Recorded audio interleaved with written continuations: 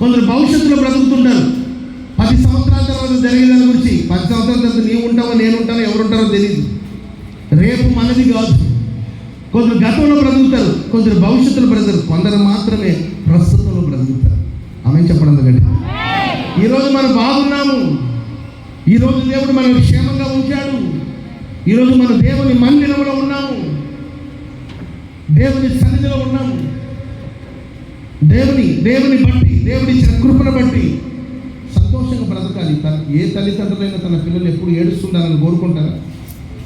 పిల్లలు ఊరికి ఏడుస్తున్నారు అనుకోండి, ఎంత మంచి తల్లిదండ్రులకైనా విసుగు వస్తుంది. ఎందుకు పొద్దాక ఏడుస్తాం, ఎందుకమ్మా పొద్దాక ఏడుస్తాం అని చిరాకు వస్తుంది. సంతోషంగా ఉండాలి, సమాధానంగా ఉండాలి, ప్రశాంతంగా బ్రతకాలి అని దేవుడు కూడా మన ద్వారా కోరుకుంటాడు. సంతోషంగా మనం బ్రతుకుతున్నప్పుడు ప్రేమ సమాధానం కర్తేదు దేవుడు మనకు తోడుగా ఉంటాడు. చెప్పండి హన్న దుఃఖముఖిగా ఉండటం మానేను.